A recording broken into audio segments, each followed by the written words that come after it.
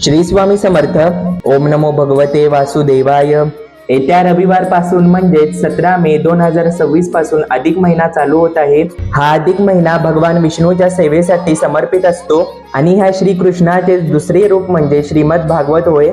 श्रीमद भागवत हा नुसता ग्रंथ नाही तर प्रत्यक्ष परमेश्वर आहे असे या ग्रंथातच म्हटले आहे.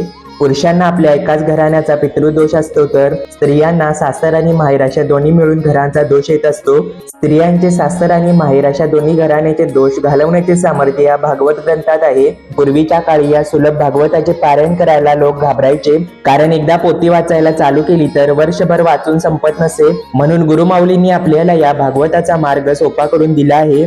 तर या अधिक महिन्यामध्ये या विष्णू स्वरूप असलेल्या भागवताचे पारायण कसे करावे, या सुलभ भागवत पारायणाच्या पद्धती आणि नियम कोणते आहेत, त्यासाठी हा व्हिडिओ शेवटपर्यंत नक्की पहा. नमस्कार. ओढ स्वामी सेवेची या माझ्या युट्यूब चॅनेल मध्ये तुम्हा सर्वांचे स्वागत आहे. जर चॅनेलला सबस्क्राईब केला नसाल तर नक्की सबस्क्राईब करा.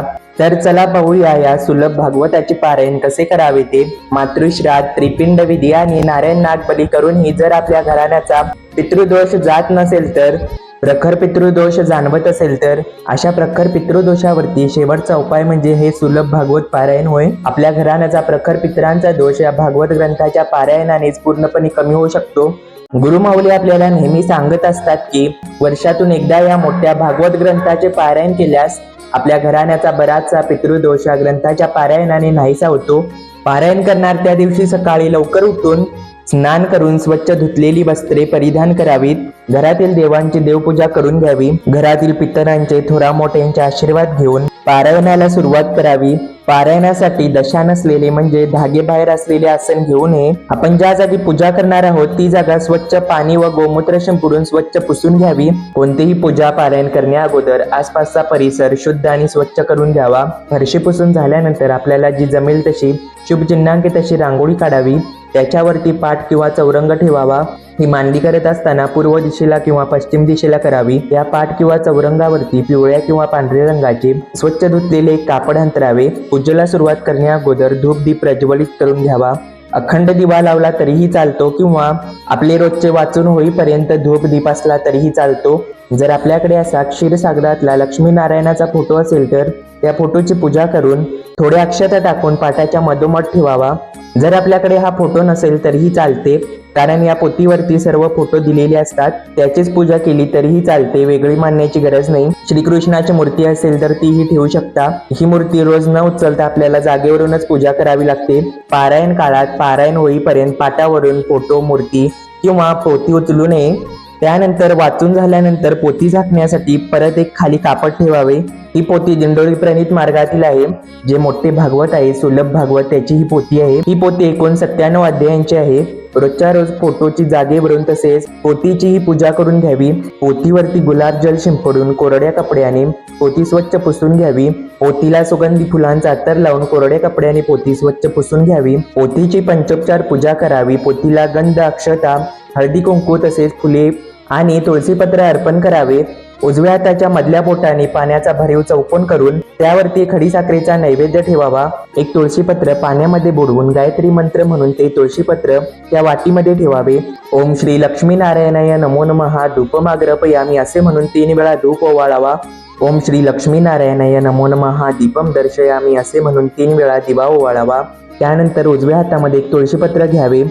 ते पाण्यामध्ये बुडवून नैवेद्याभोवती गायत्री मंत्र म्हणत 3 वेळा फिरवावे. ओम तत्सवितुर्वरेण्यं भर्गो देवस्य धीमहि धियो यो न प्रचोदयात्. ओम प्राणाय स्वाहा, ओम अपानाय स्वाहा, ओम व्यानाय स्वाहा, उदानाय स्वाहा, ओम समानाय स्वाहा, ओम ब्रह्मण्यमृतत्वाय स्वाहा असे म्हणत नैवेद्य दाखवून ते तुळशीपत्र पोथीजवळ ठेवावे. त्यानंतर परत हातात एक तुळशीपत्र घेऊन पुनःप्रोक्षयामी असे म्हणून हीच कृती परत करून नैवेद्य दाखवावा. ओम श्री लक्ष्मीनारायणाय नमो नमः ध्यायम ध्यायामी नमस्काराने समर्पयामी नैवेद्यम समर्पयामी असे म्हणून नमस्कार करावा.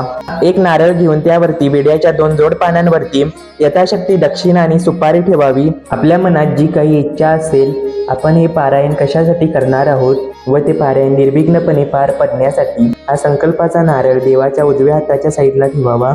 त्यानंतर आपण हे पारायण करणार आहोत त्याचा संकल्प करावा.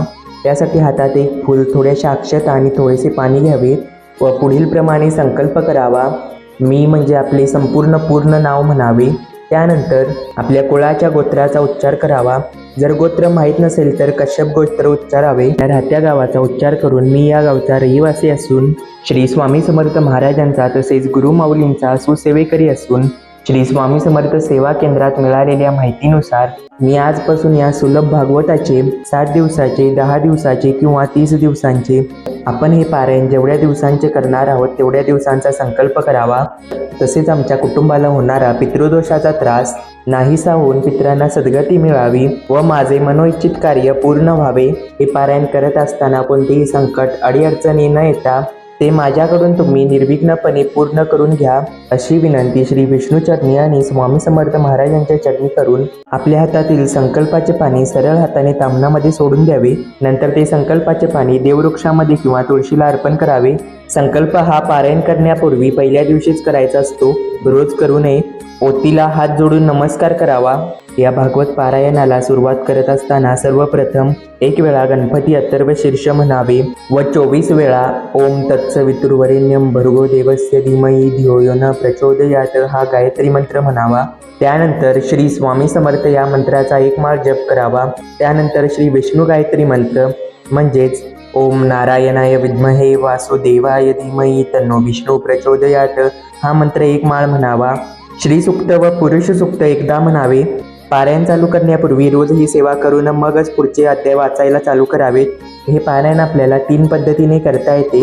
7 दिवसांचे, 10 दिवसांचे आणि 30 दिवसांचे. 7 दिवसांचे करायचे झाले तर पहिल्या दिवशी 15 अध्याय पोथीत दाखवल्याप्रमाणे ज्या दिवशी जो अध्याय आणि जो स्कंद येईल तो पूर्ण वाचन करावा. ज्या टायमिंगला आपण पारायण चालू केले आहे त्याच टायमिंगला पारायण चालू करावे. जे सारख्याच वेळेला केलेले असते त्यालाच पारायण म्हणतात. त्यामुळे पारायणाची वेळ बदलू नये. पहिल्या दिवशी ज्या आपण वेळेला चालू केली आहे त्याच वेळेपासून दुसऱ्या दिवशी चालू करावे. सुरुवात मात्र वेळेनुसार करावी. नंतर कधीही संपन्न झाली तरी त्याचा काही प्रश्न होत नाही. त्याचप्रमाणे 10 दिवसाचे पारायण करायचे झाल्यास रोज क्रमाने 10 अध्याय व शेवटच्या दिवशी 6 अध्याय याप्रमाणे 10 दिवसाचे पारायण पूर्ण होते. 30 दिवसांचे पारायण करायचे झाल्यास रोज 3 ते 4 अध्याय याप्रमाणे 30 दिवसात आपली पारायण पूर्ण होते. तर या पारायणाचे उद्यापन कधी करावे तर ज्या दिवशी आपल्या पारायणाचा शेवटचा दिवस असतो त्याही दिवशी तुम्ही करू शकता किंवा संपूर्ण वाचन झाल्यानंतर दुसऱ्या दिवशीही तुम्ही हे उद्यापन करू शकता. उद्यापनाच्या दिवशी मुख्य नैवेद्य म्हणजे गोपाल काल्याचा करावा. त्यामध्ये भिजलेले पोहे आणि साळीच्या लाह्या घालाव्यात. दही, दह्याचा चक्का, चवीनुसार मीठ, हिरवी मिरची, कोथिंबीर आणि वरून डाळिंबाचे दाणे टाकावेत. याचबरोबर आपल्याला जसे जमतील तशी पक्वाने करून त्याचा नैवेद्य दाखवावा. ओतीत दिलेली भागवताची आरती, श्री स्वामी समर्थ महाराजांची आरती, नारायणाची आरती करून घ्यावी. लक्ष्मीनारायणाचे रूप समजून एका जोडप्याला जेवू घालावे. त्यांना यथाशक्ती दक्षिणा दान करावी व आपल्या इच्छेने वाण द्यावे. अशा प्रकारे तुम्ही हे भागवताचे पारायण करू शकता. उद्यापनाच्या दिवशी बाजूला ठेवलेले श्रीफळ फोडून त्याचा गोड पदार्थ तयार करून तो प्रसाद घरच्यांनीच खावा, बाहेरच्या कोणालाही तो देऊ नये. तर हे पारायण करत असताना कोणत्या नियमांचे पालन करावे ते पहा. पारायण काळात लवकर उठावे, स्नान करावे. सर्वप्रथम घरातल्या देवांची न चुकता पूजा करावी. पारायण करत असताना काळे वस्त्र घालू नये. चामड्याच्या वस्तू, बेल्ट, पर्स, चप्पल, पाकिट वापरू नये. शुद्ध आणि सात्विक आहार ग्रहण करावा. अन्नामध्ये कांदा लसूण घालू नये. पुरुषांनी सोवळे घालून पारायण केले तर अतिउत्तम. सोवळे नसेल तर धुतलेली स्वच्छ शर्ट पॅन्ट घालावे. महिलांनी भारतीय पोशाखामध्ये पारायण करावे. पारायण करत असताना महिलांनी डोक्यावरती पदर किंवा ओढणी घ्यावी. पारायणाला सुरुवात करण्यापूर्वी पुरुषांनी कपाळाला अष्टगंध तर महिलांनी हळदी कुंकू लावावे. जेवढ्या दिवसांचे पारायण आहे त्या दिवसामध्ये शारीरिकरित्या तसेच मानसिकरित्या ब्रह्मचर्याचे पालन करणे आवश्यक आहे. पारायण करत असताना आसन घेऊनच वाचन करावे. पारायणाच्या काळात भूमिशयन करावे म्हणजे जमिनीवरती चटई टाकून झोपावे. पारायण चालू असताना इतरत्र नातेवाईकांकडे जाऊ नये. जर कोणाचा मृत्यू झाला असेल तर त्याच्या घरी अंत्यविधीला जाऊ नये. पारायणाच्या काळात न्हाव्याकडून आपली केस दाढी कापू नये. पारायण चालू असताना कोणाच्याही घरी पर अन्न घेऊ नये. कोणाच्याही घरचं पाणी किंवा अन्न खाऊ नये. जर वेळ आली आणि खावीच लागली तर पैसे देऊन खाऊ शकता. हे पारायण तुम्ही एका बैठकीमध्ये किंवा उठत बसत आपल्याला जसे जमेल तसे करू शकता. जर खाली बसून पारायण करणे जमत नसेल तर टेबलवरती पोती मांडून खुर्चीवर बसून तुम्ही हे पारायण करू शकता. पारायण करत असताना जर घरातल्या महिलांना मासिक अडचण आली तर त्या महिलेने बनवलेले अन्न ग्रहण करू नये. या पारायणाच्या काळात कोणाविषयी मनात राग द्वेष धरू नये. आपल्या अंगी असलेल्या षडरिपूंचा त्याग करावा, खोटे आणि दुसऱ्यांच्या मनाला लागेल असे कठोर बोलू नये, परनिंदा करणे टाळावे, पारायणाच्या काळात घरात सकाळ संध्याकाळ देशी गाईचे गोमूत्र शिंपडावे, या पारायणाच्या काळात मांसाहार तसेच मद्यपान सेवन करू नये, आपण जे अन्न खाणार आहे तो नैवेद्य आधी सकाळ संध्याकाळ पोथीला दाखवून मगच आपण ग्रहण करावा, वाचन चालू असताना मध्येच कोणाशीही बोलू नये आणि मोबाईलचा वापर करू नये, एकाग्र मन ठेवून पारायण करावे, आपले वाचन पूर्ण झाल्यानंतर पोथी झाकून ठेवावी, मध्येच जर मासिक धर्म आला तर पारायण अर्धवट न ठेवता घरातल्या सदस्यांकडून ते पूर्ण करून घ्यावे, पारायण करत असताना टॉयलेट वॉशरूमला गेला तर स्वच्छ हातपाय तोंड धुवून गोमूत्र शिंपडून मगच पारायणाला बसावे, जो कोणी अशा दिव्य भागवत ग्रंथाचे पारायण करेल त्याच्या पिढ्यानपिढ्यांचा उद्धार होईल, त्यांच्या पितरांना सद्गती लाभेल व पितरांचा मोठा आशीर्वाद त्या कुटुंबियांना प्राप्त होईल, असे वचन श्री नारायणांनी आपल्याला या भागवतामधून दिले आहे. अत्यंत पितृदोष घराला लागला असेल, सर्व उपाय करून ही पितृदोष कमी होत नसेल तर एक वेळा नक्कीच या ग्रंथाचे पारायण करा. अधिक महिन्यामध्ये या ग्रंथाचे पारायण करणे अधिक पुण्याचे मानले जाते. तर अशा प्रकारे या भागवताचे पारायण तसेच नियम आहेत. हा भागवत पारायणाचा व्हिडिओ तुम्हाला कसा वाटला ते कमेंट करून नक्की सांगा. जर हा व्हिडिओ आवडला तर लाईक करा, शेअर करा, सबस्क्राईब करा. श्री स्वामी समर्थ.